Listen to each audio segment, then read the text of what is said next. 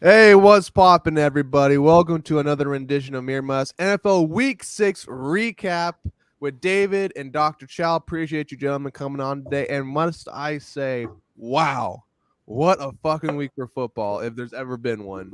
God damn. No losing teams, it was it undefeated teams. Everyone's been defeated at some point in time now. And I just want to kind of go over the games with you guys. Let's go over with the teams that lost that were undefeated. Let's first start off with the 49ers and the Browns, David. I heard you said you had a statistic you want to tell the crowd about. The Browns have only given up like 200 yards a game or something through the first 6 games, right? And it's like they have given up the least yards per game for a defense in the first 6 games, or I guess 5 games because they've had a bye because they're 3-2, and since 1970. So just think of like football used to be way more defensive back in the 70s, and the Steel Curtain, and the Vikings had the purple people eaters, and Cowboys had doomsday defense, and the Raiders had those great defenses back then. So just think about that. The Browns were allowing less yards, and even all those defenses, even that Ravens defense that won the Super Bowl in 2000. Yeah, with Ray Lewis. So their defense, and they did it against the Niners. So it's not just like they're playing bad offenses. So that's an insane stat to me. And that's a sign to me that, like, as long as the Browns can have a mediocre to average offense, they could probably make actually, that division's pretty crap. They could maybe even win that division if Watson plays average, If he plays average. Yeah. I mean, I wouldn't even say the division's crap. I think everyone, there's no powerhouse in there, but every team's kind of got a little strength in one aspect of the game. So I like that division because there's, all the teams are about even, if any team could beat any other team on any given Sunday. And by the way, I know we're getting picks later, but that would be my pick of the week. The Browns are only 2-point favorites against the Colts, right? I think the Colts might even be 2-point favorites because it's in Indianapolis. I just looked at it. Moved to 3, but it's in Indy, and I think the Browns are going to beat them up pretty bad, to be honest. Like, really? I don't half decent, but I don't know. No, man. You don't believe in Minshew Mania, bro? No, I just think with that defense, like, that's the kind of game the Browns can win, 20-10 or something, Yeah, so the Niners, and aside from taking an L and kind of choking it away, I saw a lot of rumblings that the refs were out against them in that game, but they also took some casualties to the starting lineup with a couple studs getting knocked out of the game. Would happen. You called it, and I agreed. Well, so the issue with McCaffrey, I know that had to happen. No, the issue with McCaffrey is I know Chubb had never really had any. So injuries can always happen because Chubb had never had any really injuries, and then he blew up, screwed up his knee in an awful fashion. But like, if you look at some of these other top running backs, like one thing that Raiders have going with Jacobs, he's never really had a serious injury other than missing a game here and there. So the problem with McCaffrey, we all know that guy has torn ACLs. He pushes himself like a tank.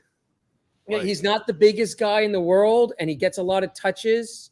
So he does tend to get injured. So, and he runs a lot bigger than his size, and I think that leads to those injuries, Yeah. No. And then what was it? Deebo Samuel also got kind of low-key fucked up, right, a little bit? He tried to play through the pain or something like that. Or no, or was that Trent Williams? I think both, but I know Deebo got knocked out of the game. That's it. Yeah, we'll see what, who's ready to go. They're playing Monday against my team, so we'll see what that looks like. And I know when we're looking at the games on Sunday after the slate, the early line on that game was -7. It's still at -7. One book moved it to 6.5. But so I don't know. No news is good news, maybe. Well, what was you guys' take on Brock Purdy's performance on that night? I mean, for bad, me, honestly, he's bad. It was a bad game. Like, I'm not okay.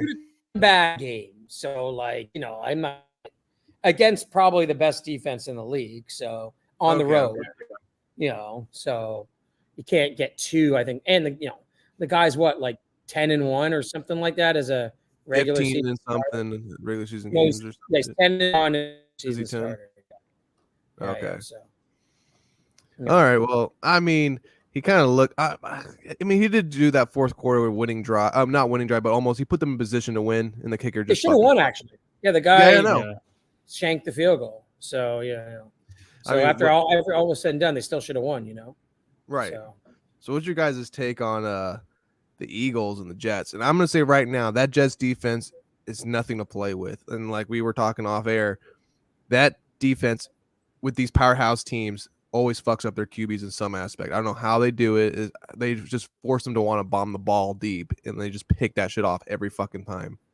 I don't understand it. Their linebacker play is phenomenal. And coming from a Vikings fan where the linebackers are, we used to have great linebackers and they aged out and we kind of got some scrubs now. Right.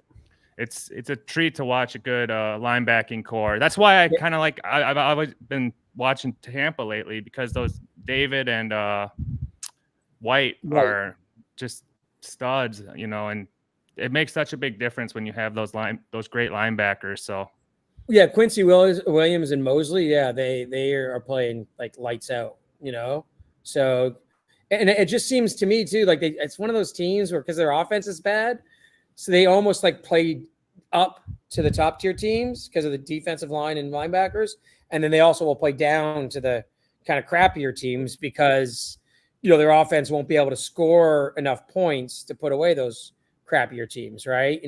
Right. Like they lost to the Patriots. Like the Patriots' only win was against the Jets, right? But so what do you think they would do there? Like, look, my opinion would be I don't think the Vikings will do it. The two quarterbacks I would see as trade prospects before the trade deadline would be Cooper Rush because they've got Trey Lance now. So, ultimately Trey Lance is going to be probably the long-term backup or he maybe even eventual starter if they think they can develop him. Or Kirk Cousins. And do the Jets say, hey, if we just upgrade the quarterback position a little bit, maybe we can go, make the playoffs. So, like, what do you guys think about that? Maybe they have a bye this week, so basically they won't play. They only play one more game before the trade deadline. So, do you think they would do that, or are they just going to run with I think you run with Zach, bro. Zach, I think they got to, yeah. And on the Cousin front, he's got a no trade clause, and he said he wasn't looking to exercise. Yeah, he said he didn't want to. Of course, I mean, if the Vikings tell him like, "Hey, we're gonna bench you," because maybe he'll agree to it. But who's your backup though for Vikings? The guy using the Niners, or do we have someone else too? I don't even remember. Someone. Yeah, exactly. Someone fucking nobody. That's some secondary, some bullshit off. You know what I'm saying? Like it's just a nobody. I think isn't it still Nick Mullins? Clipboard Jesus was at one point. Nick Mullins is like the ultimate backup guy. Like he puts up. You go look at his numbers; they're insane. Like he's 17. Nick Mullins, dude, he's played 17 games in his career, so starts, and he has 5,000 yards. Right, so he'd have like a 5,000 yard season in a regular season, but he's 5-12 as a starter. He's one of those guys who puts up good numbers, but he doesn't win games. He's one of those guys. Oh, you don't want that shit. Well, that's the thing. There's two different theories behind the Vikings positioning right now. Because half the fans are like, we can fight for it, and if things are going to turn around and they're going to get to 9 or 10 wins and make the because they got a big schedule. But then another half is like, hey, we could move Cousins. Everyone's got this is looking at the draft with all these quarterbacks coming out. I think you stick with him because I look at your schedule, and even if you did lose to the Niners this week, you could definitely win 9 games still and like squeak in as a wild card because after the Niners game, the schedule, like you don't play anybody really good really till the Lions, Christmas Eve. All the other teams you're playing are around 500 or maybe teams with winning records like New Orleans who are like, whatever. They're not the greatest. And the New Orleans game is in Minnesota. So it's like, I think after this Niners game, especially if you guys were to squeak out a win against the Niners with all their injuries, I think you guys have a legitimate shot at the playoffs after this game. Yeah, we'll see. I mean, that's the thing. Like, I don't know what people are believing because the Vikings haven't, even against the Bears, they didn't look great at all. Yeah. So it's kind of like, yeah, they've got a lot of talent around on the team, but they haven't put it together either. So it's kind of like, Yeah, maybe, and then they got some guys on 1-year deals that could bring some haul in the draft capital, but we'll see. I mean, like Hunter's a guy who's leading the league in sacks that could draw a lot of interest.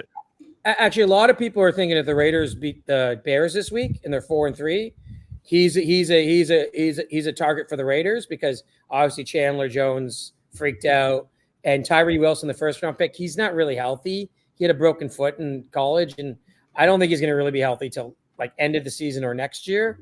So they're talking about the Raiders him being a target because then you've got Crosby and you got Hunter on the other side, and at 4-3, the Raiders would think, okay, we got a chance at making the playoffs. So I've seen that out there, and I don't know what other teams kind of need. Every team always needs a pass rusher, right? So yeah.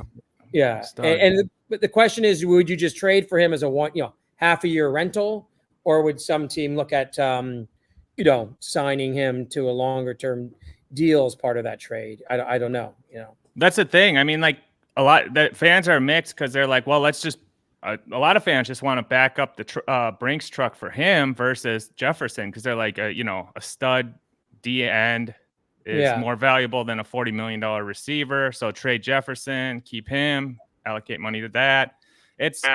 They're in a spot where it could go either way. And what would you rather prefer, honestly? I guess I'll see what happens this week. Okay. If the Vikings offense looks like it did again this week, I think that's going to actually help Jefferson's re-sign value because then it's going to be like, okay, we really need this guy to, right? Because Jets defense is nothing to fucking joke about, dude. Like, no, we're talking about. Oh no, last week they played the Bears. Bears have a terrible defense. We're talking about the Vikings, and Jefferson did not. Without Jefferson, the Vikings offense looked terrible, and against one of the worst defenses in the league. So it's kind of like if they can't move, and we know their offensive line is poor, their running game is poor. So if all of a sudden their offense goes to crap without Jefferson, that probably gives Jefferson leverage. That's the crazy thing too, because the Vikings have Darrisaw at left tackle and Brian O'Neill at right tackle, and PFF has them graded as the number one left and right tackles in the NFL right now. So it's just their interior line, and honestly, I think O'Connell, the coach, has taken their play calling has not been strong this year. Where I don't know. It's weird because there's a lot of good individual stats and performances, but it's not coming together. Obviously, turnovers don't help, but even without them, it's like 3 and outs and one after another play calling. It doesn't feel right. Statistically, Cousins is better this year than last year. He's leading the league in touchdown passes. He's actually not throwing as many interceptions as he did last year. Like he's throwing more touchdowns on a per game average. So he's actually better this year than last year. But like you said, it just seems the run, dude, they don't have a rushing touchdown yet. It's week 6 or week 7 now, like coming up. It's like they don't have a rushing touchdown. And by the way, the Raiders have the same thing. Our line is pretty crappy. So so I totally understand the issues that can bring. And then you can't run the ball if you have a bad interior line.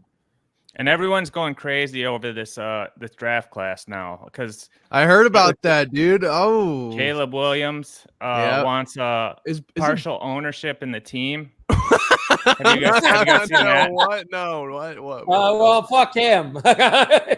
And his dad said, so there's this conspiracy that like Vikings fans have created that the Vikings right now are slotted at 7.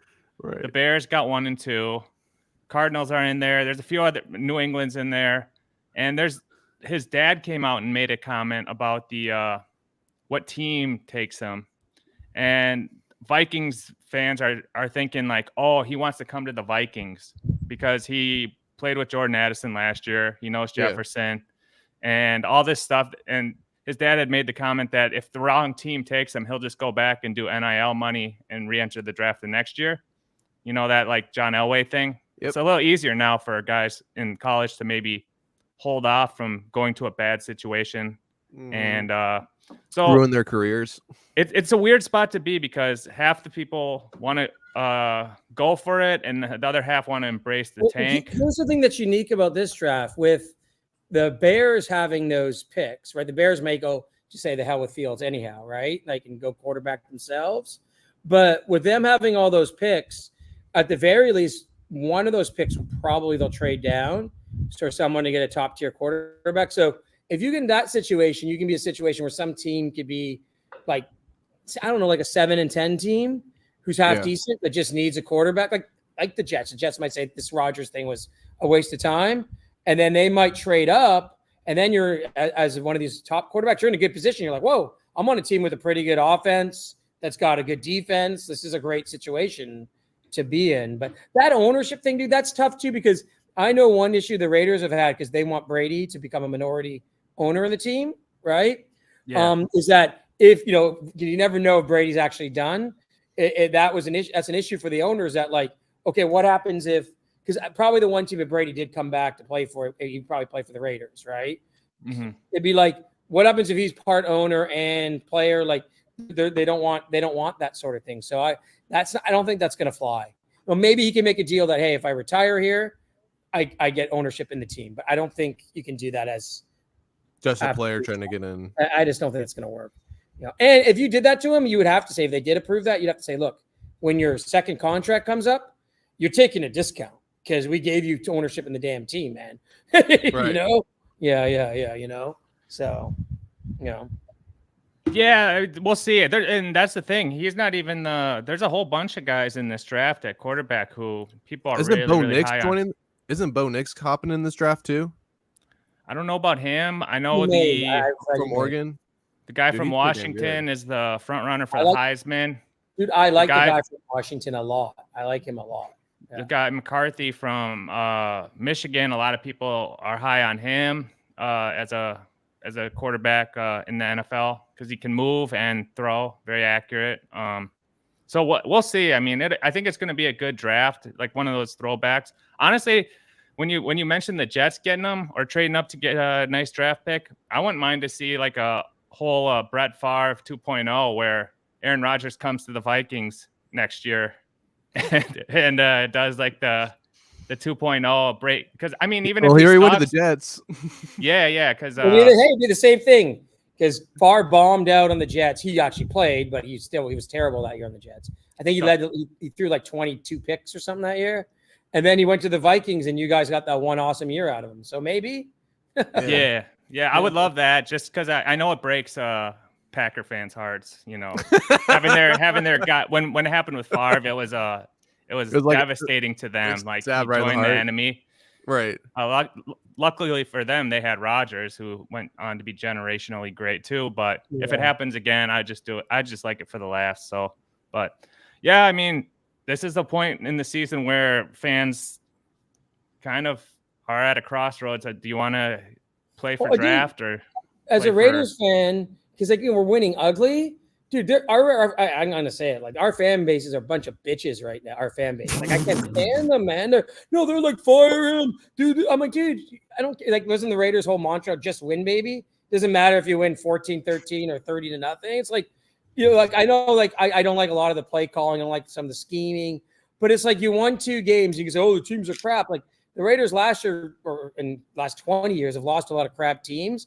And all the bitching and whining and complaining after a win, I'm like, get out of here with that, man. And the Raiders after the next 4 weeks is still the schedule is very favorable. It gets a lot tougher after that, but just see how it plays out. If you end up 7-10 after going 5-5 or 6-4, fine. But if you it's should be proud of that though, as the Raiders going 7-10 though. Well, 7-10 wouldn't be that bad because we could be one of those teams that trades up for a quarterback. At 7-10, you'll be you'll be the 7th, 8th pick, and you can do that. So it wouldn't be that bad. So, but no, I just can't stand the whining and complaining after. And it's like, everyone, like the Eagles, you got to, you're having a good team. Like it's nice to. I don't know anymore. We get into that game. I know we were going to talk about the 2 undefeated teams, and we kind of got diverted. But that Eagles game, man. Guys, I'll be right back. Yeah. So. Go. You touched on it a little bit off the top, Mir. Like, you don't know about him, and that Jets D is legit. But that first drive that they went on, that 90-yard drive, 19-play drive that ended in the sneak on 4th down, that was a fumble, and then they called it a touchdown. That was beautiful. And I was like, oh man, like if that was one of the best drives I've seen in a long time, just short plays, running the clock. But then it just all fell apart for them. And I don't know if it was because Lane Johnson went out or they adjusted. Obviously, there's a lot of turnovers on your team. Some of them were forced. Some of them were kind of lucky. I'll tell you what it was. I've been watching this team for a long time. And I kind of noticed this a lot. It doesn't matter who goes down. We still somewhat pick ourselves back up, and we always know what to do at the end of the day to get the dub. But this time around, a lot of frustration kicked in from our QB and from, I would say, a lot of because their offense basically barely did shit the whole entire game. But we kind of gave them a little bit here and there. But, you know, that's expected when you're playing a football game, you know. But their offense really didn't do jack shit. It was their defense really did the most part. And I could see Jalen Hurts getting frustrated more and more throughout the game. You know, Lane Johnson left. That's cool and all, but someone's going to step up or else someone's going to at least put a Band-Aid on and we're going to be okay to some extent. But that game was winnable until Jalen Hurts decided to bomb a fucking, I don't know how far, 40-yard fucking pass with 1:30 left with 2nd 14. Why are you bombing it? Why are you doing that? We need short, quick passes to get down the field very quickly. We were actually almost at midfield. I think we're like around the 40-yard line on our end. I can't really remember for sure, but it wasn't too deep in our own territory. And we have multiple timeouts still. That's just frustration from that insanely great defense. That is something that we're witnessing right now. That's what I love about the Jets defense. That defense can manipulate your QB and make them do things that you never thought they would do. Yeah, and that was something special. Well, maybe someone was going through his head because Brown was just tearing it up, and Devontae Smith was dropping every pass that was coming his way. I don't know what happened to Smith. So maybe he was like gun shy to throw to Smith because I think he had a few drops in that game. And maybe he bombed one up to, I can't even remember the play, but it was disgusting. It was disgusting. It was a bit, you know, sometimes it works, sometimes it doesn't. And I was shocked that they pulled it off, but man. You know what though, at the end of the day, I'm a little worried though. A lot of the teams we're facing down the line now, the schedule's gonna get way fucking harder. Hopefully the Cowboys burn out like they usually do.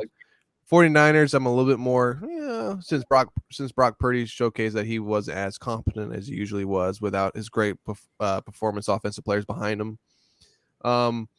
There's one game I'm very worried about. It's the Miami Dolphins, and that offense is fucking insane. And our cornerbacks and our defense is very depleted right now, so I'm a little bit worried about that. That's one game I could see us losing right now. Dude, the thing about Miami offense is, I think about 3 offenses in the last, say, 40 plus years that just were head and shoulders above everyone. They were the Rams, you know, greatest show on turf when they had Warner in that 99 season. Yes, sir. And 2001. Rams go. And then the Chargers of like the late 70s, early 80s with Dan Fouts and Eric Coryell. And the Rams are just Eric Coryell, right? That's the same offense. And then the year that maybe the 17, that was just like 1 year with the Patriots. But then also the Finns, Miami again in the mid 80s when you had Marino, with Dan Marino, Jupiter and Clayton. Like those, like this is up there with those 3. Like this offense is, because the thing about all 3 of those offenses, like the year the Raiders made the Super Bowl against the Bucs and lost, we had an like efficient offense. We were short passes to Rice and Brown and stuff like that. Like with those other 3 I just mentioned, they get these big ass plays, 60, 70-yard bombs, the Hill, Waddle, the running back that got hurt, Chache or whatever his name is. Like these guys can all break 70, 80-yard touchdowns at any time. And I remember that's what the Rams were like when they had Torrey Holt and Isaac Bruce and Marshall Falk. It's like very that. 98 Vikings were like that too. Moss's rookie year. They had Carter as the possession guy. They had Jake Reed as the big body guy, and then they had Moss just running down the field, catching everything thrown up. Yeah, and then you had they broke all the records that year. You had Robert Smith and Leroy Horde with 2 awesome backs. Like it was 2 backs that could catch and run. So and you had a good tight end too. I can't remember. He was a good tight end too. Who was it Glover at that time? I don't remember. Yeah, actually Glover played for the Raiders too. Andrew Glover. Yeah. He was like a big guy, like 6'7", 6'8", so he could catch a lot of the Yeah, I'm looking at Glover had like 5 touchdowns. Like he could catch a lot of those red zone plays, etc. So like Yeah, you guys yeah. That speed on Miami though is legit, and of course they're you were saying like in '98 you had Chris Carter as a possession receiver. They don't have a possession receiver. All their guys are just like big play guys, Yeah, Waddle's got some good hands, but the injuries though, because A-Chain and someone said Hill got a tender hamstring. It was just a cramp. It just ended up being a okay. cramp. Oh, cramp. Okay, so Tyreek Hill's still straight. Yeah. Dude, he's got 800 yards in 6 games. Like, that's insane. He's averaging 130 yards a game. He's a fucking beast, dude. Yeah, I know. I mean, he was cooking with the Chiefs, bro, back in the day. So, well, again, and then that's the argument with the Vikings. Like, they kept basically, and now basically the Chiefs have one of the best defenses in the league, but they basically got a choice between Chris Jones, the defensive tackle, or Tyreek Hill, and they chose Chris Jones, thinking, Mahomes can survive with anyone, which worked last year. They won a Super Bowl, but in the long term, you kind of think, imagine Holmes and Tyreek Hill with the form that Tyreek Hill's in now. Right. And one issue with Kelsey's great, but he's getting old. He's probably only got like he's 34. He's 34 right now. A year or two. Yeah. Well, they just took Hardman back. You see that? Yeah, no. Michael Hardman got traded from the Jets back to Kansas City, and you guys picked up a Hall of Famer too off the scrapyard. Julio is now an Eagle too. Julio Jones, hey! Yeah, I think the Eagles picked him up as a wide receiver. Yes, sir. This week, so he hasn't played this year, right? No. I think and that was the thing I was thinking about because like he's been terrible the last 2 years. No, he's not. He has been. He's been amazing. I mean, he's just such a freak. Is like such a big guy and such a fast guy and hands, but he's old. So who knows if he'll play? 34. Yeah, he's He could be a good, nice possession. See, actually, before they picked him up, I was gonna pass this by Mir because the Raiders basically aren't playing Hunter Renfrow, and they're probably going to trade him. Mm-hmm. So one of the teams, because you guys have such depth on the defensive line, is that one of the teams that came up in discussion was you do a trade with the Eagles because you guys don't really have a slot receiver. You have those 2 guys who are outside receivers, and you trade Eagles Renfrow for one of those defensive linemen that, on the Eagles get no playing time, but on the Raiders is going to basically start. I don't think so, but I don't think that's going to happen if they picked up Julio Jones. That won't happen. No. So, yeah. But I'm going to be honest with you, man. He was terrible last year in the Bucs. Yeah, who was his goddamn QB? Brady. And and it was Brady. Yeah, you saw Brady walk off his other wide receiver basically into madness. He's got a thing with wide receivers that he triggers or he doesn't. He he goes for the wide receivers. You see it all the time. But anyway, no, Gronk. Think about it. Gronk, Edelman, Wes. What was the little Wes guy? Welker. Yeah, come on, he made Randy Moss leave New England. That's all I'm saying. All right. I don't like that dude. Julio Brown or fucking head. Julio Jones. Moss is legit. Moss is legit. Moss is a good guy. He's a nice man. Actually, I have to say because Moss kind of quit on the Raiders in 2006, but our offense was terrible. That's kind of why he did. So in fairness to him, and Stu Schwager, I'm going to try to get on the show at some point. Stu Schwager, I love that. Yeah, name. The guy he was safety. He's my buddy. He guys safety on the Raiders from 04 to 07. And so he played the 2 years that Moss was there. He speaks like super highly of Moss. He says Moss was a great guy, great teammate, hard worker. Like Stu, says really good things about him. So because I saw him once at the casino at Atlantis in Nassau, and Moss is a weird guy. He had a hoodie on. His hoodie was above his head. He was just sitting there playing blackjack or something, and he did not want to say hi or talk to anybody. That's not weird. He wants to be private. He wants to be alone. Doesn't want talking to him. I played in a pickup basketball game with Moss when he was like a rookie or second-year player with the Vikings at the local Lifetime Fitness. I was probably,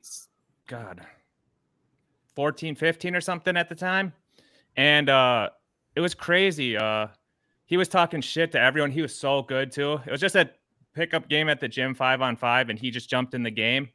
But, dude, he was talking shit to all these kids. He was dunking on everyone. he was probably what, 22, 23 at the time. Yeah, 98. Yeah. His rookie year, 21, 22. Yeah.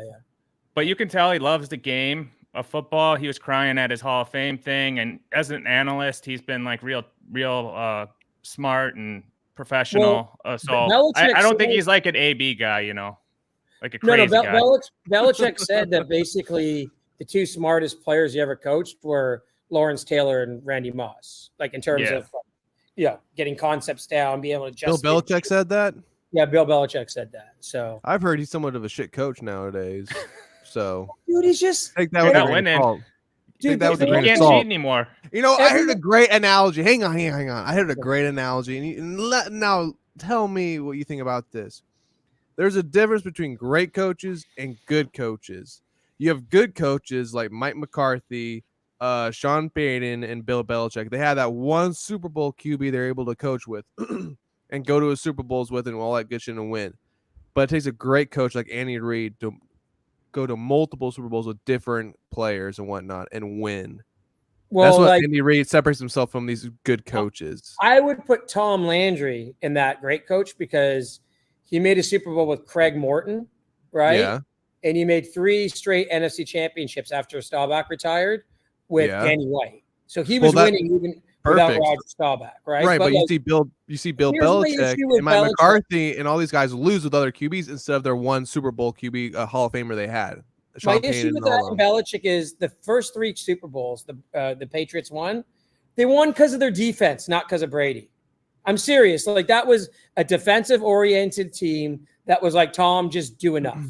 You know, like that. I'm serious. You go watch that Super Bowl against the Rams. Like Brady didn't win that game. Their defense won the game. They had a pick 6. The Rams had that explosive offense. The Rams only scored 17 points that game. So it's like it's like even that Tuck Rule game against the Raiders, they won the game 16-13. You know, it was like, you know, you allow 13 points. Your defense is really so. I think that's the problem. I think the problem with Belichick is Brady left because he lasted so long when Belichick was essentially over the hill at that point. I think that's the problem, right? Where some of these other coaches, like Peyton's what, in his 50s? He should be in his prime as a coach. And he's being exposed as like, it was all Drew Brees. Like he's not a good coach. You know, that's being exposed. Yeah. You know? I mean, that's the thing with coaches. There's a guy, you could be the guy yesterday and kind of be just an average Joe today. Like if you don't adapt, like I give Andy Reid a lot of credit because his offensive mind and adaptation of how he runs an offense over the years has been really impressive. And that, like the guys who innovate, I guess Sean, what's the guy in LA? McVay. Sean McVay. Yeah, he was one of those guys that came on the scene and started doing all this different type of stuff. And so the game just moves so fast. Like one day it's quick passes, the next day it's a different style. So what's happening? Okay, go ahead. To talk about again the Browns defense and defenses this week, like I think something like 12 of the 14 games were unders this week, right? Mm-hmm. So this happened. You're gonna laugh that when I tell you that the CFL was ahead of the NFL. No, I've heard it was actually. No, you're right. In the 90s, when Flutie was on Calgary, then Garcia replaced him. There's a guy named Ricky Ray, also played for the Eskimos. Jeff Garcia? They were spread offense. Yeah, Jeff Garcia. Yeah, spread offense. 5,000. Actually, CFL is 18-game seasons. I think some of these guys threw for 6,000 yards, tons of touchdowns. And then what the CFL defenses did was like, oh, now we have to have like nickel dime defenses because everyone's just throwing the ball. And CFL, right, they're just cooking everybody. Yeah. CFL feels wider, so it's more conducive to passing. You got those huge end zones. So it's like, so then now CFL games aren't really that high scoring. So I think the NFL did the same thing. Spread offenses, breaking all those records. I think there was a year like 10 years ago where like 5 or 6 quarterbacks had like 5,000 yards in a single season. And I think the defenses now, because people are adjusted to play those spread offenses, the defenses are now catching up. So everyone who thinks that, this is just arena football and we're going to throw the ball around like it's our backyard, I think that's not going to happen. I think these defenses have adjusted. Like I said, it happened in the CFL, and now I think it's happening in the NFL. Oh, and one thing about the coaching stuff too, I think a lot of the coaching stuff comes to player personnel. I think it's not that Belichick is so much done as a coach. He's also their GM. his GM's decisions on free They're agency, shit. drafts, complete garbage. That's what screwed the team more than him as an coach. Maybe right take now. a seat back and allow someone else to take over the GM Yeah. aspect of your job. I don't know. Well, the perfect example is they let Jacoby Myers go and then sign Juju to and like Schuster has like 80 yards the whole year, and like Jacoby Myers is almost like the best number 2 in the league now. Like, Juju's a great wide receiver, man. Come on now. Yeah, but like it was You know terrible. that. You had a guy that was in their system. He's just having a bad year. Next year, Mac Jones and him will be connecting. Trust me, No. It's over for touchdowns. They're picking one of those quarterbacks. I swear to Christ, Mac Jones is going to stay on that team, bro. No. He's gonna. Man. Go ahead. They're picking a top quarterback, and there's a new coach. That's what's happening next year.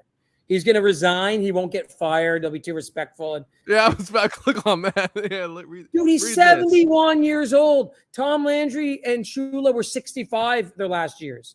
He is old ass for these guys don't coach till 80. Like Chow was saying with Andy Reid, the game changes, and then at some point you're just too old to change with it as well. Like it's just that's not true. That is not true. Bullshit. I call bullshit on that. Dick Vermeil. 1970s Eagles head coach. Fast forward, he was in his 60s, same thing. Fast forward 2 decades later, 2000 wins Super Bowl with the Rams. Come on, man. But then remember the coordinators all got all that shine from that, greatest show on turf. Was it? I don't know if that was Mike Martz. Yeah, but again, I'm looking at what I'm saying. Vermeil that year was 99. He was 63. Again, 70 years old is like very extreme. Like, okay, the Patriots won in 2018. That's 5 years ago. Belichick was 66. I just think after it gets to the point where you fall off that cliff. And look at Greg Popovich in the NBA. My dad is like, he's 70. And he's like, Dave, my dad's like always been in good shape and taking care. He's like, my knees are bad. I don't have the energy I used to have, blah, blah, blah. It's just at some point, it's like, you can't do those 4 a.m. nights all night looking at game film, looking for something, Well, that's why he has his son helping him coach, right? Isn't his son part of the Patriots organization? Isn't he like grooming him to be the coach? Oh, he was. I mean, he probably still is. Yeah, I think he is. I think he's still in there. I think that's a big problem there, too. There's too much nepotism going on. Belichick. What's wrong with that? Isn't nepotism a great thing sometimes? I mean, the NFL is full of it. All sports are. Like, what's his I name? think Bum Phillips, Wade Phillips. A lot of those coaching trees are. But that's the thing. Do you think Belichick was kind of destined on a track to maybe be the all-time wins leader and pass Landry, right? But now it's not looking so good. Shula. Yeah. And then, but Andy Reid's not that far behind him. So Andy Reid could actually pass Belichick in the next couple of years. If Belichick either quits or keeps having sub 500 seasons, it's like people might be looking back on this era instead of calling Belichick the GOAT, even though he's got all the rings. Maybe Andy Reid could catch him or pass him. So I don't think so. I'm looking at that stat right now, and Shula has 347, and Belichick has 330, and Andy Reid has 273. But he's got a bunch more years left, right? So, and that's probably why Belichick does want to stick around, because if he gets 17 more wins, he's tied with Shula. So that's another question too, guys. If Belichick does have to kind of like gracefully step down, does he just try to latch on with another team? Like the Giants would probably take him, because he was the defensive coordinator on their, their Super so they got Bowl Dable, the coach of the year. Another important question. Come on, he's not that bad, bro. He did get them to the playoff game once. Dude. Another question, guys. He's all right. Does Andy Reid have a massive heart attack by the time? Does Andy Reid have a massive heart attack by the time he's able to? That is true. That fat fuck might actually keel over. So who knows? I'm not gonna die. I'm not gonna deny that. Yeah. Speaking of that Dable, that Giants game was crazy, man. Yes, they ended both games on the 1 yard, both halves on the 1 yard line. Yeah, they screwed the They Giants. kind of got. They should have called another PI on that last play, but they should have. They lost by 6 or 5, and they gave up. That end of the half, no points, and then the end of the game, no points. So bad coaching, dude. Bad coaching. It's just yeah. I mean, if I was a Giants fan, I would be. I angry. mean, they're in a bad spot, the Giants, as a fan, because you got the Jets are beating you. They don't even have a QB anymore. Zach Wilson's your QB. While you have Daniel Jones, you spent $240 million. I don't know how much they spent on that. Jones is getting 40 for the next 2 years. For this year and next year. He's only. 80 mil. Yeah. He's mid. He's garbage. He's no trash. Yeah. You were right, Dr. Chow. He's ass. I thought what happened is they schemed really good last year, right? Around the weaknesses. You got to give Zabel credit. Like that's a 5-win team that he turned into a playoff team last year, right? That's nuts. Yeah. Yeah. So the problem is now they got injuries too. Like it's catching up to them that they're not that good of a team. And it's like, well, and they gave Jones this huge again with these quarterbacks. It's like, dude, just sign Gardner. Dude, I'm fucking. He's always giving us good news. So sorry. Keep it up, King. Go ahead. We love that. Ahead, yeah. No, sorry. I'm looking at stats. I'm looking at Daniel Jones' salary cap, actually, right? So, yeah, dude, he's got $69 million in dead cap next to Jones, so they're stuck with him for at least one more year. He's a good runner though. He's like Justin Fields a little bit. Honestly, he kind of reminds me of Justin Fields. Oh yeah, he can run. He's not. I don't know. He's not shitty. He's not horrible, but he's not good. So that's like that purgatory you're kind of in with a quarterback sometimes. And if you're paying him on a rookie deal, it's like okay, and you got the hope like maybe he'll come together. But once you cut that big check, like I was kind of like that way with Hurts. I was always thinking, oh, like once the Eagles pony up the cap for him, he's gonna regress. But I have to say that Hurts is legit, man. Like he had that one play on 3rd down or 4th down where he was getting sacked and he stiff armed the guy and threw it on the sideline. Perfect strike. He was basically holding the guy and threw it. I was just like, man, that's a play. Trust me, guys. When you have a great QB on your roster, it's the greatest feeling. I hope you guys one day feel that. Yeah, dude. The Raiders had that a few years with Gannon, and I took it for granted because Gannon was older. So from like 2000 to 2002, Gannon was actually arguably the best quarterback in the league those 3 years. Yeah. And it was like, and I was just like, I took it for granted. And you always think, okay, well, maybe we'll have a couple years, but now it's been 20 years and we haven't had that. And it's like, no, I agree with you. It's like you totally take that for granted when that happens. And I know you just have this naivety as a fan that, we'll just be able to replace it at some point. And you got to understand, like the Raiders, if you looked at like pre-Gannon, Hostetler was really good for us, even though he wasn't all pro or anything, but he was good. And then obviously Jim Plunkett and Stabler. So really since the 70s, we had these awesome quarterbacks to Gannon for that 30-year period. And then I didn't, like the fact that, like losers like you, Mir, think that Derek Carr is a good quarterback. He's a great QB. Derek He's Carr killing it with the Saints. He's killing. He's keeping them afloat. He's keeping them afloat. He's keeping them afloat. What are you talking about? He's killing it. They're supposed to suck. They have a great defense, and he can't win. Dude, they were like he gets them right to the point where they need to so score. Bad in the red zone last week. I've read it. I don't go to message boards too much for football, but I did go to the Saints one, and all of them were like, "Oh, we didn't sign up for this. We thought this guy was going to be a lot better."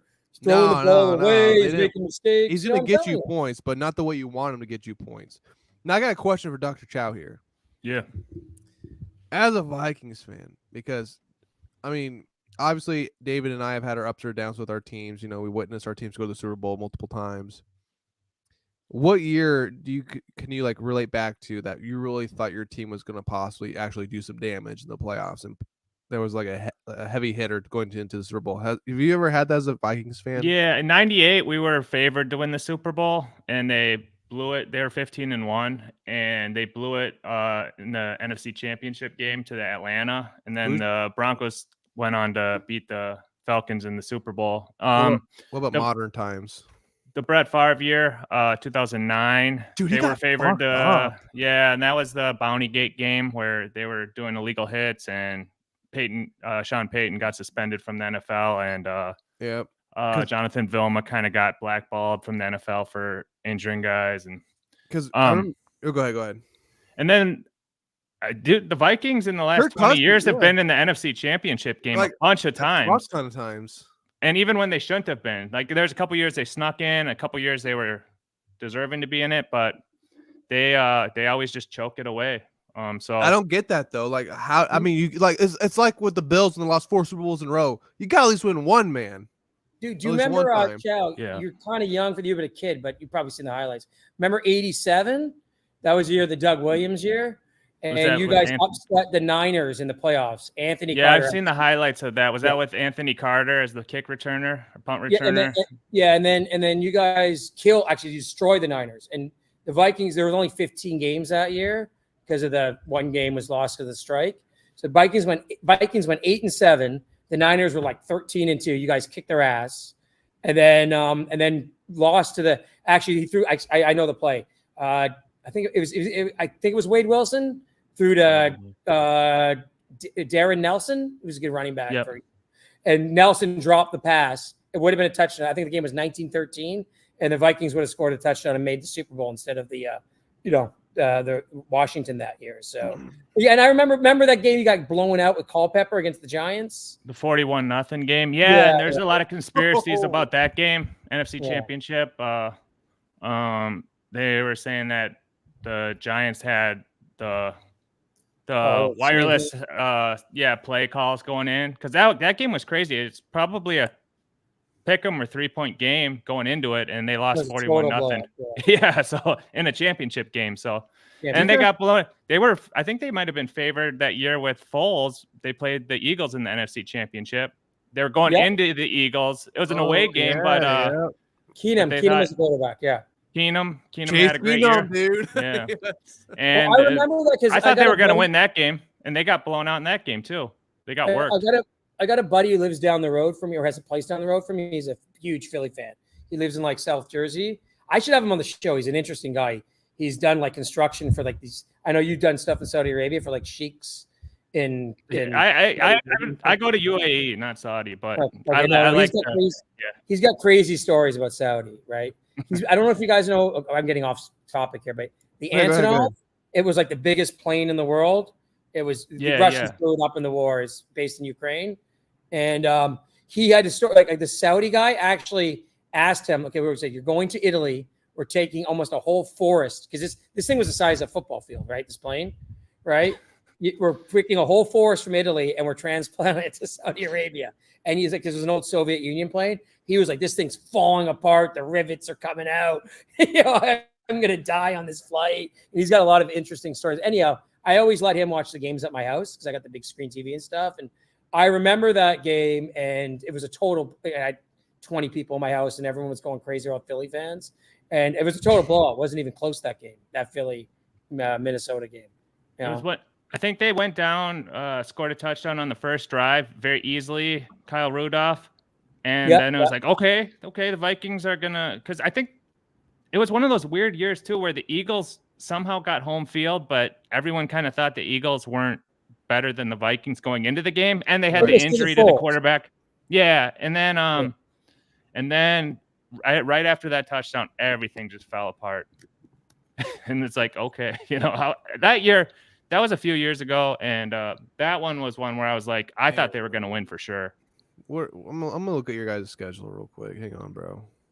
The Vikings? Yeah, the Vikings. They play a bunch of – after this week, I think they play a bunch of subpar teams, but, See, the 49ers might be subpar because, bro, they might be still injured somewhat. Who knows? Yeah, I'm looking at that game right now. It was 38-7 for the Eagles. Jesus. Yeah, so basically they gave up 38 unanswered because I think they scored on the first drive, and then after that it just fell apart completely. It's crazy how fast the NFL changes. I'm looking at both these teams' rosters. There's like no players from either team. And this is only 5 years ago. There's like no Diggs is probably Diggs and Thielen might be the only guys, from Alshon Jeffrey was a damn Eagles wide receiver, Oh, I think he had a big game too, right? He was kind of washed at that point, and then out of nowhere, he just had a huge. I think he had a bad year with the Eagles, and then that game he was just mossing everyone because he was a big guy. Well, and Nelson Aguilar, he had one good year with the Raiders too. But it's just crazy to see both these teams. Nobody's on these teams anymore, and this is 5 years ago. It's not that long ago, I mean, shit though, you're 2-4, man. That's not that bad. It's not bad, but it's not bad. Their schedule, but the problem is can they actually win some of those games? Yes, they can easily. No, they can. I think They when can. Jefferson comes back, yeah, it's like just Packers, try to go. Falcons, Saints, Broncos. That's a dub. Bears. That's a dub. Raiders. That's obviously a dub. No, that's in Las Vegas. So that's no. If it was in That'd be a good Minnesota, I would game. agree, but it's in Las Vegas, so that's 50. I only worry about the 2 Lions games you got though. I see that shit on your schedule. And I think that's in the last few games of the season. They play them twice. Yeah. That's the thing with football. You never know who's going to be on the field a month from now, so it's hard to forecast and pick all that type of stuff out. But yeah, we'll see. Well, that Bears game, remember the last game of the year? The Bears should have the division wrapped up, so the Bears might be playing all backups because Bears. You mean the Lions? I don't mean the Bears. I mean the Lions. Yeah. The Lions. So if they have the division wrapped up, but they're not number 1 seed, they're just going to rest guys for that first round of the playoffs. So that becomes winnable all of a sudden, So yeah, if you guys are say 8-8 going in there and need to win to be a wild card team, something like that. I know, but like you guys said earlier in our group chats, this year is kind of weird though because a lot of teams around 2-4, 3-3 type of shit, 4-3 maybe, whatever. Mm-hmm. You really don't know how this is gonna. None of us really know how this shit's gonna shape out. Don't Some look teams at are losing. You don't know. Like even the winning teams are fucking losing now to these kind of basic teams and shit. It's just like, or they're like the Bills and they're barely beating the Giants. Yeah, it's like, and when they do win, it's good teams. They barely win, like you just said. Yeah. So. Well, the KC barely beat the Jets. It's like that's kind of what's going on. I thought KC barely beat the Broncos. Yeah, they only beat, it was 11. They covered the spread, but like you would think. Dude, Broncos have many chances to win that shit. Vikings should have beat the Chiefs. Probably they had a drop on some easy touchdowns and with that Bronco KC game, like Broncos have the worst defense in the league and by far the worst, right? And the Chiefs only putting up 19 points. So yeah. I think that's the thing. I think there's probably 4 like good teams and 4 bad teams, and then everyone else is kind of like in that middle area where it's like 4 bad. Who's your 4 bad right now? Carolina, they stink. Yeah. The Bears, Vikings beat, and those are the Vikings 2 wins. Bears. So that's where you kind of get to the point where you're like, But I mean, all the Vikings games are close, even against two of the good teams, the Eagles and the Chiefs. I put them in the good teams, and both those games are very close too. So you would have won. You would have beaten us. The 4 I would go with is the bad, or Carolina Bears. Yep. Broncos and Patriots. Those are the 4 I'm going. Yeah, with. there you go. That's a good take. Yeah. But even with the Patriots, that Belichick's gonna have the defense playing good. They suck. Matt Jones is garbage. He's not gonna know them, brother. Yeah, but hey, they only beat the Eagles. Only beat them by 5. Raiders barely. No. I'm just saying that every week, but the odd week, the Belichick will have that defense up, and you're gonna have to, it's gonna be 17-14 or something. But the other 3 are total trash, garbage. So yeah, not to get back on the draft, but this guy I was watching, the super fan of Vikings fan, he was like saying, "Oh yeah, like Caleb Williams doesn't want to go to New England because he's not like he won't get along with Belichick. Belichick wants respect. They wanted demand. He wanted a certain Drake May. I don't know who they thought the New England would draft if they could pick a new quarterback, but right. Yeah, I'm not usually a draft guy, but I'm kind of starting to get into it a little bit this year. It's fun. Yeah, because these guys are supposed to be studs this year, and it's always good to get a nice mix. Welcome to the world of being a Raider fan. Usually by week 8, you're a draft guy. Did you guys see the news story about the Chargers guy, the Herbert? Yeah. He's dating some chick who is like 7 or 8 years older than him. That's hot. Yeah, you think so? She's pretty hot, but I mean, she knows what she's doing with his dick. Yeah, I guess. I think she's 29 and he's 22 or 23 or something. He's older than he's 25. Okay, yeah, I just saw it on Twitter. Someone had posted it, and I was like, I'm good for him. I'm gonna make an early assumption here. No, just don't marry 7 years older than you. That's my dad. My mom was a disaster, so don't do that. No, always marry younger boys. Anyway, so Bo Nix, if you've watched his Oregon games, especially against Buffalo, where he massacred Deion Sanders' wannabe hype team, it was beautiful to see. I'll let you know. Like, Actually, I got a real quick question for you, ATP, because I know you watch college probably a little bit more than Dr. Chow does. What do you think about Sanders' son as QB? Do you think he might be something Oh no, I think decent in the NFL? I think that because actually one thing about him, even though he's a scrambler and that and whatnot, He's a his scrambler, yeah. mechanics are really good. Like you watch him, like the ball comes out quick, the footwork is good. No, I think he's going to wait another year to come out because this year's the quarterback draft is loaded, and he knows the following year he'll probably be a top 3 to 5 pick. You know, no, he's going to be drafted high. I'm telling you, like whatever the team. The problem isn't the team is they were a 1-win team last year. He revamped the whole thing. Their defense is still pretty crappy. So the team was never going to be as hyped as they were after those first couple wins, But I think he's a legitimate. I like him better than some of the other guys that are touted this year. Like, and I'm not huge on these scrambling quarterbacks, but I just watch his footwork and his mechanics. It's way better than say like Richardson for the Colts. Like he's right. Yeah. Yeah, I believe just because of the lineage, because I love Dion, man. He's one of my favorite guys. Me too, yeah. He was a great player, and then now I watch some of his stuff on YouTube as a coach, and I just love his vibe. I've seen like all this stuff. He's just, shit. so I believe, but yeah, I think he he'll choked huge this week though. I didn't watch, but yeah. I barely follow college. I'm only following because of Buffalo, whatever, all that bullshit. Before Tim Tebow, but that was the last time I ever followed it. But Caleb Williams, yeah, dude, I was watching that Trojans fucking football game.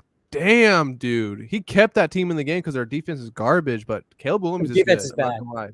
They're a very for a top tier team. They're a really soft team. Like I don't follow the Pac-12. I'm an LSU fan, so I follow the SEC. But like from what I've seen as a top tier team, they're a pretty soft team. Like yes, but you got to think though. Oh, go ahead. No, their defense isn't that good. They make a lot of mistakes. Like, he's awesome. Don't get me wrong, but I'm just saying the team as a whole is a pretty soft team. The one thing I didn't like about Caleb Williams though was he has a way better offense. I would say offensive line and also just wide receiver core than Sanders' QB does. Mm-hmm.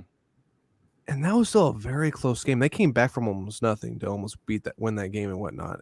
And Caleb Williams started to choke at the end of because he scored all those monument of points. What was it during like the first half to beginning of second half? It kind of just died away at the end of the game, right? Well, nothing really happened at the end for him anyway. And then Buffalo came back. What's interesting about I didn't watch that game with the but the Pac-10, we should, or Pac-12 or whatever they call it now. I don't even know. We should get a Hack Ride on sometime because he's a massive Oregon fan, so he could talk about Bo Nix and USC. Yeah, I love Bo Nix. I think he's better than Caleb Williams, in my opinion. He's a big Herbert guy too. But one of the things with that Caleb Williams guy is, so the Vikings wide receiver Jordan Addison, he transferred from Pitt after winning the Blitnikoff and having 1,500 yards with Kenny Pickens. Yeah. And he went to USC to play with Caleb Williams, and he kind of regressed. I mean, they said it was because they used him different. He only had like 1,000 yards or 12. He had less with Caleb Williams. So I haven't really watched him play a lot, but that's just the hype on him is like he's generational, he's great, all this type of stuff. So I don't know.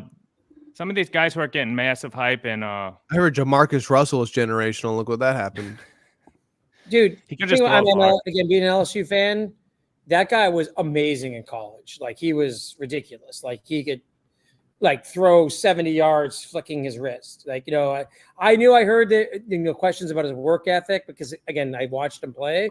I was like, he's probably worth taking a shot on because his talent was so good. Do you know this story about Jamarcus Russell with the DVD? It's like the funniest story ever.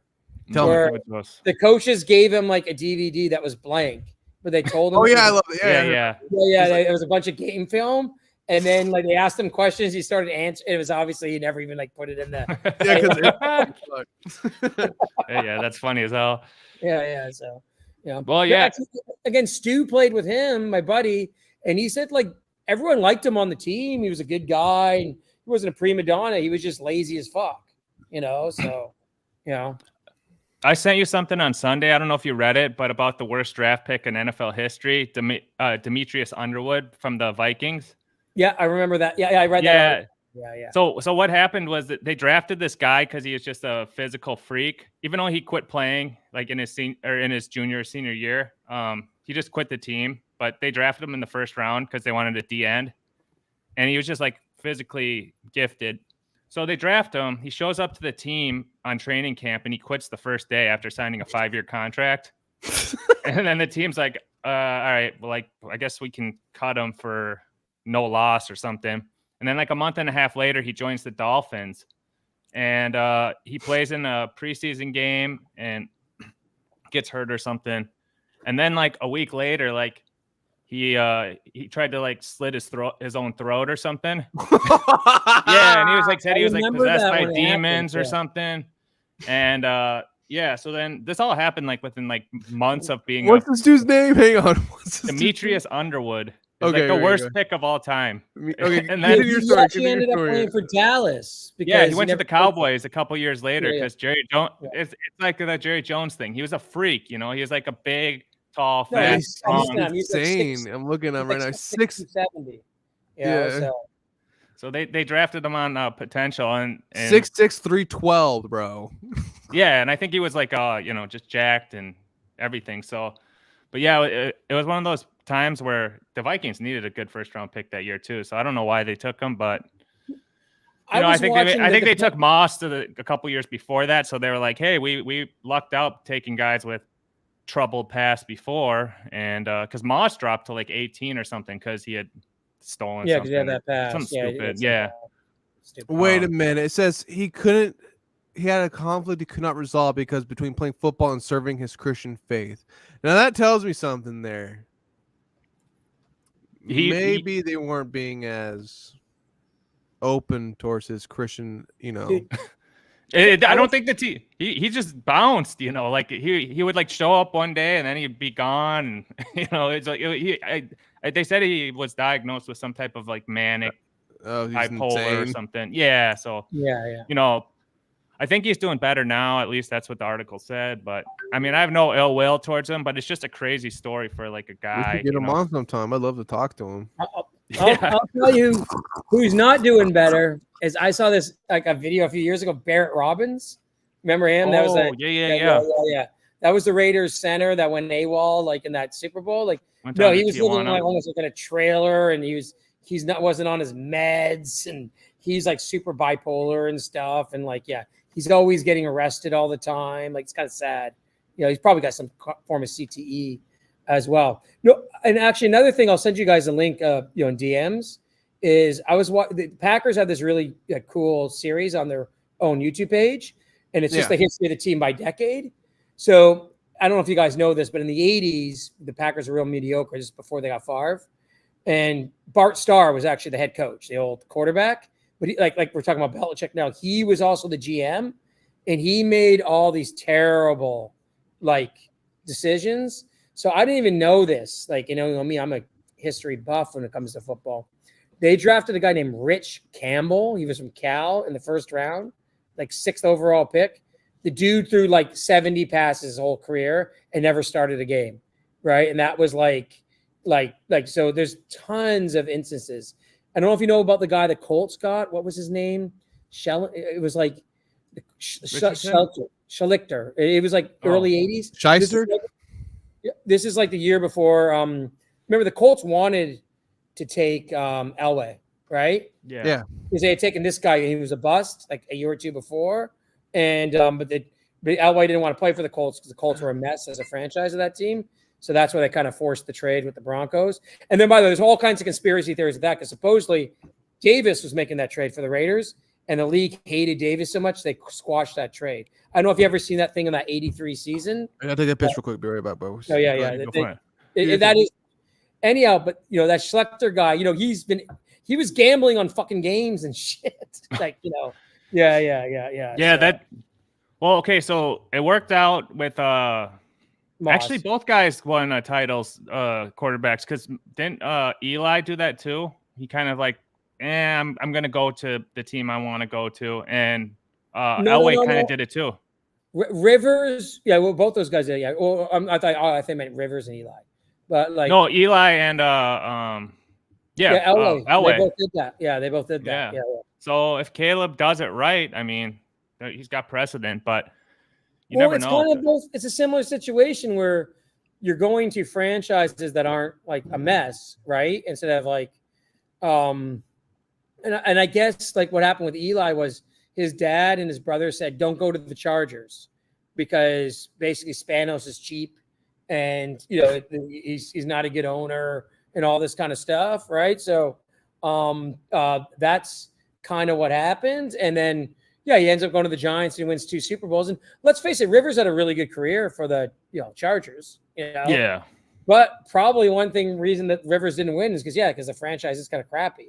So wild. Yeah, that's the thing. It's kind of like, I mean, I don't know if people ever held it against either of the guys for not doing it, because Elway was gonna he did the I'm gonna hold out because of baseball, right?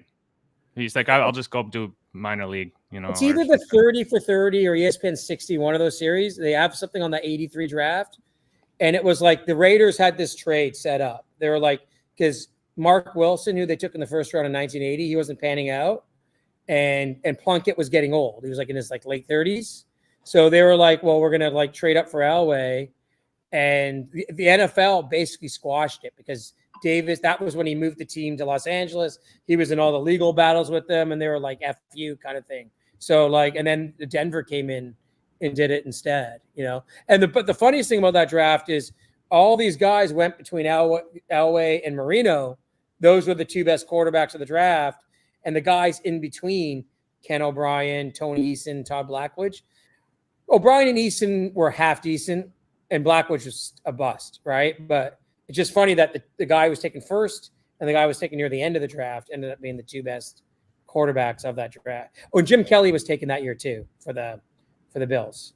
So yeah, I love it when there's a season where there's like 7 first-round quarterbacks picked, because that happened the Culpepper year with like Akili Smith, and there's a bunch of, I think, a Couch, or I don't know, there's a bunch of busts in that year. I think Culpepper was like the 5th quarterback taken at like number 11 or something.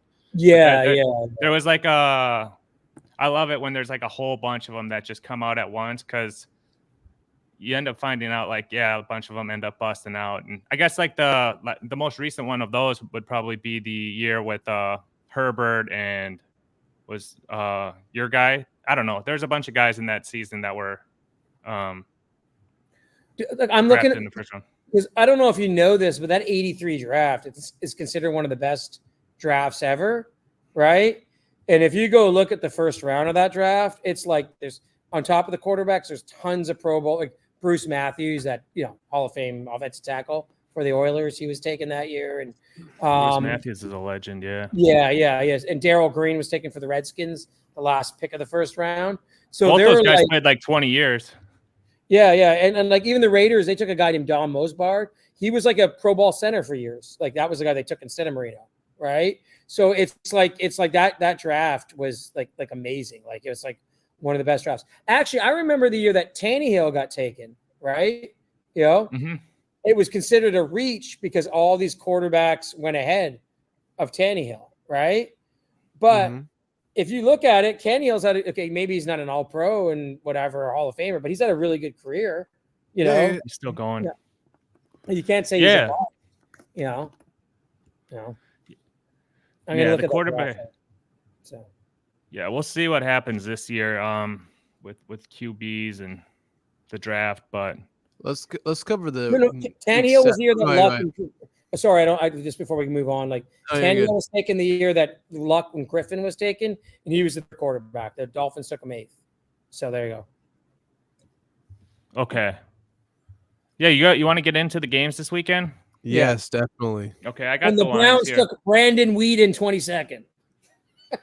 Yeah, he was the baseball guy, and then he was old too. He was like almost 30 years old. All right, so for the first game, we got Raiders-Bears.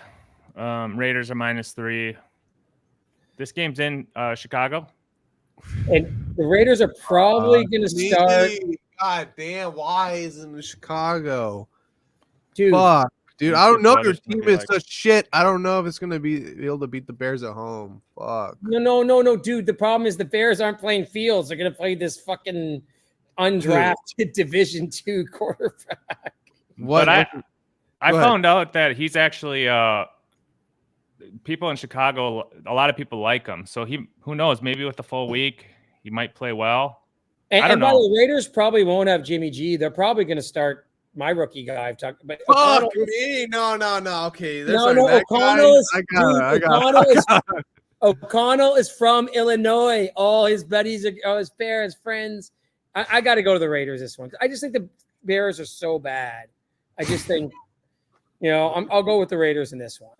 God, I hate to say it, and by the way, Jimmy G ain't even playing good. So there's really no difference between him, Hoyer, and O'Connell at this point. Like he leads the league in interceptions. He's not playing good. So I'm gonna go with you on this one, all right, buddy. For the first time ever, I'm gonna go with you on the Raiders. All right, let's go. I just can't handle a Division II quarterback having his first start. Like, oh my God, could you imagine if he cooks your ass?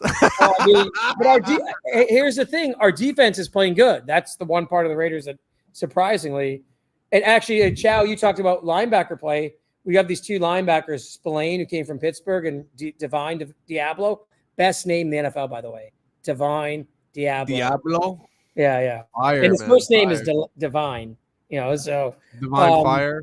And they are playing like really well, those two linebackers. So look, the next, by the way, when we do this next week, I'm definitely picking the Lions to cover against the Raiders, but I'll go with the Raiders this week. So Jesus. Okay. You're going Raiders? Jesus, I'm gonna go Raiders too. I'll go Raiders also this one. So you and I are gonna be on the both playing field. If you lose, I lose. Don't fuck me, all right, man. I'm going Raiders. I believe in you. And I just bashed Jimmy G, but I would love for him to play this week because he's from Arlington Heights, and Chow would know that's a suburb of Chicago. So it's like it'd be a homecoming, but I just he screwed up his back or something, so I don't think he's gonna play. So Dr. Chow, who are you taking on that shit, bro? I saw what's his name, Max Crosby on the punter showed this morning, and dude, I love that guy. I've seen him on like Full Send podcast. I've seen him on all these different shows, and he's a complete beast. So I'll go with the Raiders with you. He's playing insane right now. So we're all three taking Raiders. He was a third or fourth round pick, and same with Danielle Hunter. Danielle Hunter was like a 19 or 20-year-old junior coming out of LSU. Wasn't even a stud on their team. No, I remember. But he was just He was kind of built like Crosby with those just big guy with those super long arms. Just a physical freak.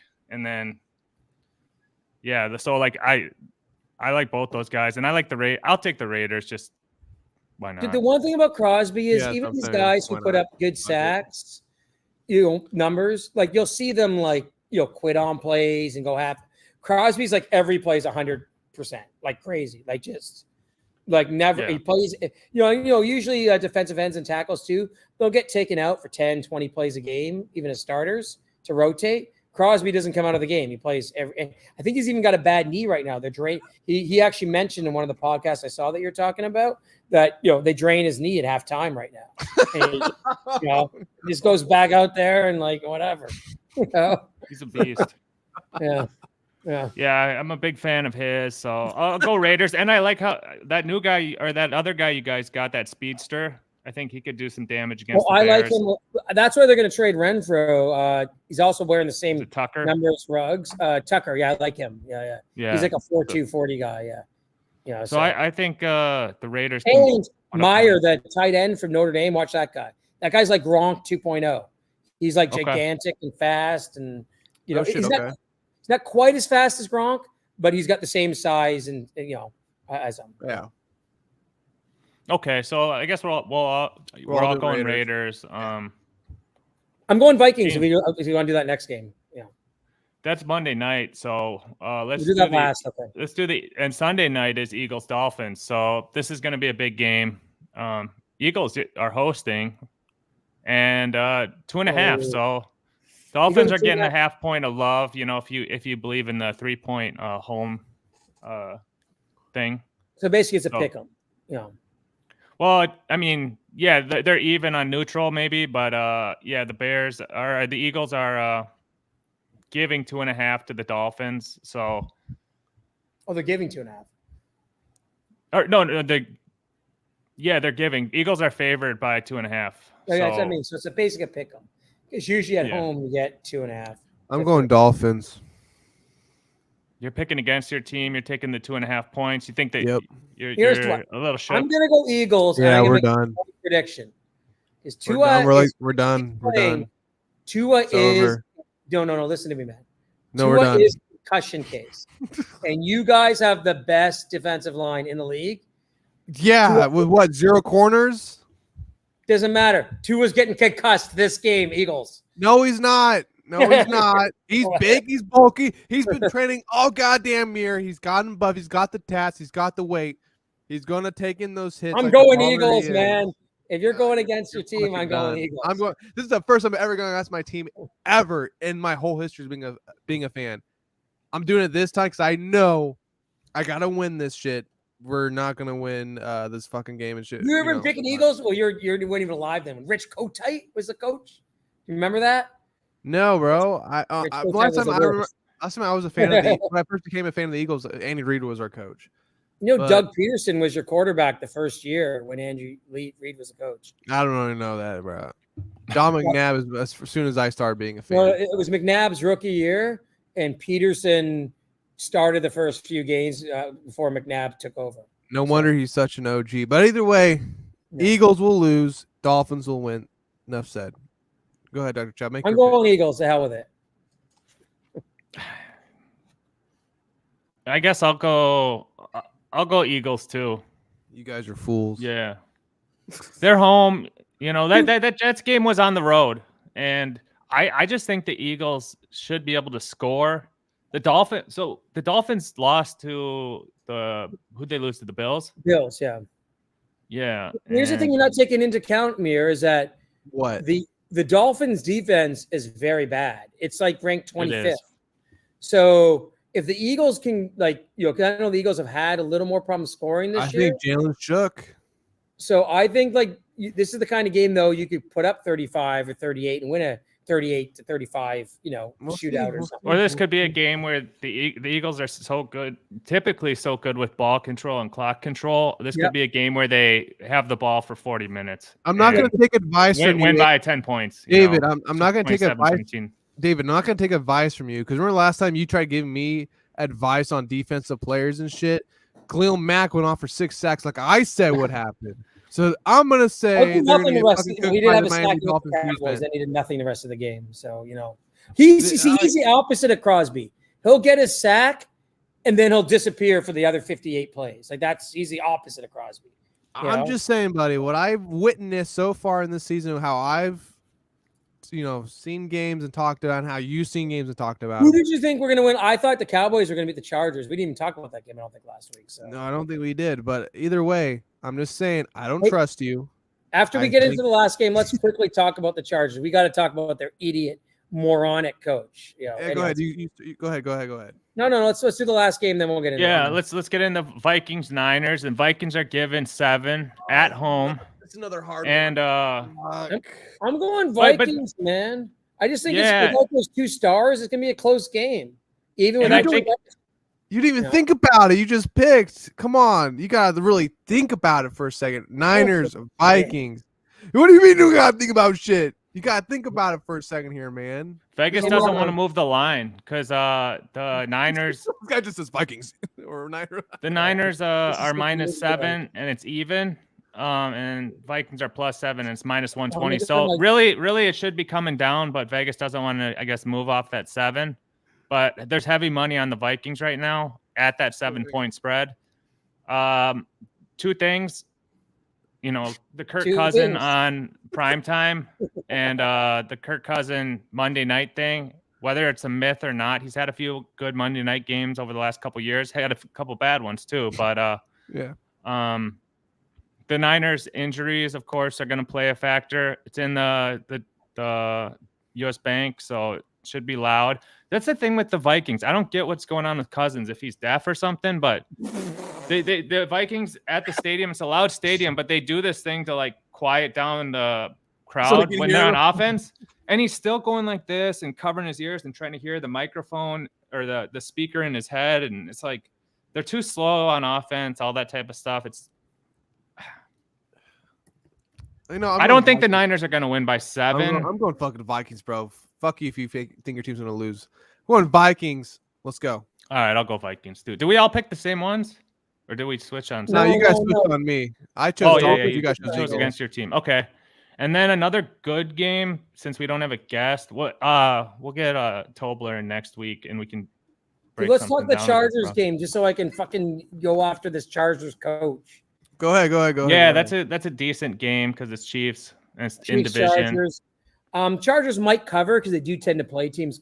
But this guy, this idiot, he keeps going for these 4th downs. They keep not getting them. They keep like in the Raiders game. They win. They did win, but they're playing a rookie quarterback. Khalil Mack's got 6 sacks. They go for a 4th down at their own 30, and they don't get it. And then this game's 10-7. It's a defensive battle. Just put the points on the board.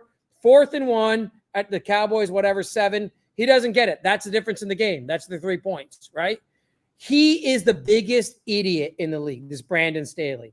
If he didn't have a good team and a good roster, if he was coaching, say the Raiders or the Cardinals, this guy wouldn't win a game. Like, he is the worst coach in the NFL. I like it because I'm a Raiders fan. I don't want the Chargers to do good, but they got tons of talent on that team. And the only reason they're not winning 10, 11, 12 games a year is because this moron, this total idiot is their head coach. And that's my rant. Why do you think he's still their coach then? Because he's such an idiot. Their owner. There's something about him that must be smart, though. Come on, he's not that black and white. There's something about him that's actually somewhat that analytic crap. Oh, analytics say go for no. Common sense says kick the field goal, you idiot. I think you need to understand that sometimes, point in life, you gotta take risks, and that's what he does. Sometimes you lose, sometimes but he always loses. He never works. That Vikings Charger game was one of those games too, where it's like, how did the Vikings lose that game? It came down to the last play. I saw that bunch of stupid. There's a bunch of that was the one that Gina went to, but yeah, that was crazy. Yeah, that was one of those games where like both teams are trying to lose the game. Like, no, you take it. I don't know how you were even able to watch that shit. Keenan Allen had 19 catches, 200 yards receiving, and 60 yards passing and a touchdown.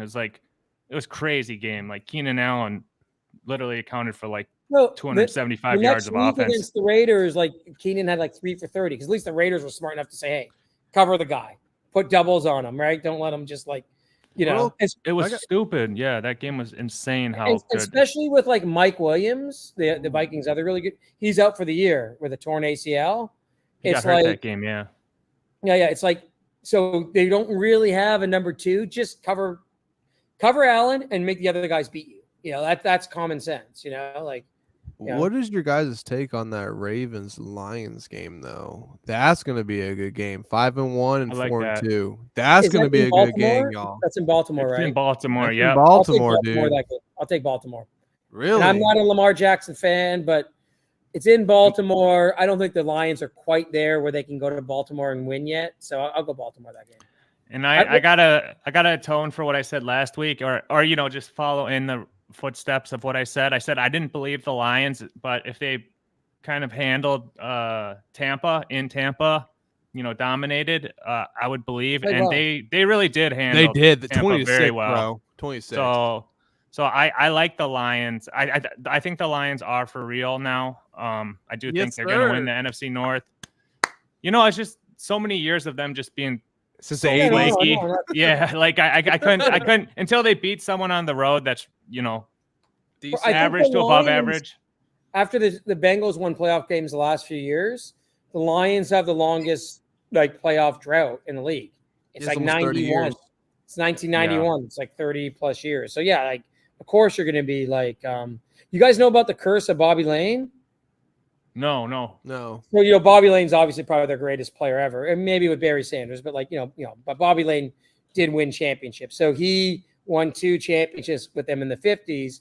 And then for whatever reason, they traded him to the Steelers. And he basically said, you guys are going to be cursed for like 50 years. And he was wrong. They've been cursed for 65 years. Yeah, I mean, I would probably take the Lions in that game because I think the Ravens have just been so What's the line? choky. It's 3. The Ravens are -3. So they're basically just saying they're even teams right now. And I think that's going to be like a close game, but you win 23-20, it's a push. I don't know, man. That would be a game, to be honest with you, I wouldn't pick. Yeah. That's a game, by the way, I would pick the under. I would think that that's not going to be as high scoring as people think because I don't think the Ravens offense is great. And I think the Lions against a good defense probably won't score as much. So, I would take what's the over under on that? Let me check. I'm going to get I got my. We got it at 43. I would take under. 43. I think that's a 2017 kind of game. Yeah. Could it come down to field goals? You got Justin Tucker. That's insane. Yeah, he's good. Yeah, I think the Lions might be better than the Ravens, but I do too. In Baltimore. I do too, dude. I just think that who does Lamar Jackson have as wide receiver, dude? Odell Beckham Jr. is a fucking bum. Who do you got going on? Zay Flowers.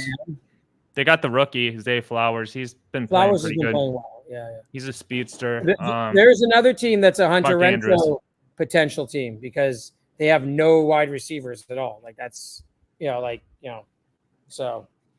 I love this guy. He drops all the conspiracy news for us during our show. So he's like our in-chat correspondent. So keep it up, Rumor Ray. I sent Ray the link, by the way. Mir, you're a music guy. What do you think of that Sphere thing in Las Vegas? Way out in the desert or whatever. What's wrong with it? I don't know. Like the Raiders spent all this money on the stadium. Do the damn concert at the Raiders stadium, so the Raiders can make some money off it. Yeah, I mean, don't you want to make money? Look at Madison Square Garden; they play concerts there, don't they? So you want to make money, right? Well, it's just, and also, no, I'm just thinking that what's that Sphere hold? 30,000 or 20,000 or something? Yeah. Yeah, I don't know much about it. It looks cool, but it does look cool because it's in the desert and stuff. Hopefully, it doesn't rain and they don't end up like those people at that concert that got washed out in the desert. But hey, let's do our NFL wild card picks of the week real quick. Let's pick our wild card team. This doesn't count towards our actual records, but let's just pick a team that we actually think might do an upset. Our upset dark horse pick, real quick. You want to go first? Okay. Mine's not an upset. I gotta go Browns over Colts. I think the Browns with that defense and run game are gonna pound the Colts. Okay. Even though it's in Indianapolis, I just think they're gonna. It doesn't mean like I'm not talking like they're gonna put up 40 points, but like. I could just see that being like, 20-3 or 20-6 or something. If the Niners only score that few points against that Browns defense, the Colts with Gardner Minshew and, whatever, like I just think the Browns are going to pound them. As long as Watson doesn't throw like 3 interceptions or something stupid. I'm going Steelers over Rams. I like that baby. One. Yeah, I like the Steelers. I know they yeah, it's in Los Angeles. But they're winning games. But their D is just solid. And it's LA and Steelers fans travel better than anyone, so that's going to be a big Steelers crowd out there. If I were to do an underdog game, I'd probably take the Chargers over the Chiefs because it's +5.5. But not like I would think the Chargers are going to lose, but it would be like Chargers always play these teams close, right? So yeah, it's going to be like 27-24, that kind of game or something. Yeah, but so where are you going? Chargers or are you going the other team? No, I'll go Chargers to cover, but I think they'll lose. But I'll go them to cover. I'm going to go for Steelers to cover. And what about you, brother? I mean, I don't see why the Cardinals are getting so many points against the Seahawks, but I haven't watched a lot of it. Isn't Kyler Murray coming back? I heard he's already practicing again. I don't know. Dude, I heard that my buddy who's a huge Cardinals fan saying like he's had reports that Kyler Murray's already starting to be practicing with the team again and whatnot. Got a dime piece. One of our 3 listeners here. So, what up, Queen? Cardinals Kyler Murray is back at practice. He's already back in practice. Got it. Hey man, I would do this football show for 0 people. We're the 3 listeners. No, I love it. I don't give a fuck, dude. I'll listen to this shit. I love it. Yeah, we got I was telling you guys, like Doug Stanhope, who I love, he does a football show. He doesn't get no views for that. You do this for fun. It's Yeah, like we'll get him like, on. We got to get him on to break down some stuff too. He's a big Cards fan now. Did you guys have any closing thoughts you guys wanted to say real quick before we head out of here, or no? Nah. Well, how do you think Chad's going to do an MLC with the shrink? I'm sure it'll be fine. I think it'll be okay. That guy, I don't know. I thought both the Ray one, I watched a lot of the Ray one and then some of the ski mask one. I thought they were both entertaining, but I don't think it's going to be what everyone hopes it to be. Like, because I don't think groundbreaking. Bad on it. I don't give a shit. Ski, he can rip me, but he had his fillet of fish shit on his mask, and he was just not really dealing with. I think Ray was a lot more accepting of maybe some of the criticism or the opinions of his psychological makeup. I just thought Ski was kind of an idiot. No offense, Ski, I like you, but and I'm annoyed with Ski because they keep having some guy on his show that they say is me, who's like doing sex, like talk, and I'm just like, dude, stop with that already. It's not funny, and it sounds like nothing like me. Like, come on. Yeah. Ski and Ray have like really bad brain damage. I think Chad will at least be able to keep going through the show and I think he'll make it engaging with the doctor and entertaining. Actually, when you had Chad on a few times, I watched those episodes. Chow, a few times you told him about so I'm just laughing at the name April's got. I actually wanted to start something called Melton's Man Boobs. No, but you guys gave a lot of criticism to not criticism, but some advice to Chad about his kind of makeup a bit, and he was actually very accepting to it. He wasn't like, oh fuck, f you guys, blah blah blah. He was pretty good about it. So I think it's Chad knows how to roll with the punches with that stuff too. And Chad's not completely lost, in his mind. He can remember stuff and keep track. Whereas I think Ray, when he was on with the doctor, he might have told him good stuff, and Ray's like, oh, where can I read this and do this? But literally 5 minutes after the stream ends, it's all out of. He's gone. He forgot everything. So I think it could be entertaining with Chad today, and I hope it goes well. I hope he gets. I know he's doing it for money, so I guess. Dude, Chad's gonna put up with it because he's probably making $1,000 or something like this. I'm telling you, man. Yeah, I think they said he's making 900, and they're paying it in increments over at the beginning, middle, and end or something. It's so he doesn't drop off. Yeah, they're reaching for content at this point. Everyone is. Everyone is because there's a lot of fatigue in many of the avenues of ideas. So. Hopefully it goes well. I'll definitely tune into it. And I got no problem admitting this. We got screwed over because we were trying to get Selena Rose on, the girl I dated, the porn star girl. She agreed to Tuesday. She flaked out. She never got back to us or me. And then KB has got a porn star on the next day. Now you obviously knew nothing about. He stole your idea. That's what he did. Well, that's what made me angry about it. Not that she flaked out. I'm like, whatever. She's a former idea. Yeah. I was just, and I never said anything to KB about it. I was just like, we had this set up the day before he was going to do it. And then, he kind of beats us to the punch just because she flaked out, so. But I mean, to be honest, I wouldn't worry. I would still try to get Selena on because she's actually a star. She's actually, this other chick was some mid. Fucking whore. Yeah, she was OnlyFans chick. Suck some amateur dick. And we have an actual beautiful OF model on, a high level one with PD all the time. So come on, and actually I looked up the girl, right? I even signed up for OnlyFans. It's $3. What the fuck? Because I wanted to look at it, and it's dude. No, bro. What? No, you did not do that. So God I'm not damn gonna talk to her or nothing. But anyhow, that's what they all say. No, I'm not going to. But what I found is and I looked at the amount of followers she has and stuff. Yeah, she's kind of lower end, and she's just trying to do this to hopefully grow whatever her following. But so. And I sent you guys a link to. She's got an article. It's so funny. Don't say it because Brennan thinks he's gonna bang her, so he can get that little No, I surprise said gift. gave you the Yeah. articles. I checked He hasn't this out, had buddy. shit in years. You sent it to him? probably.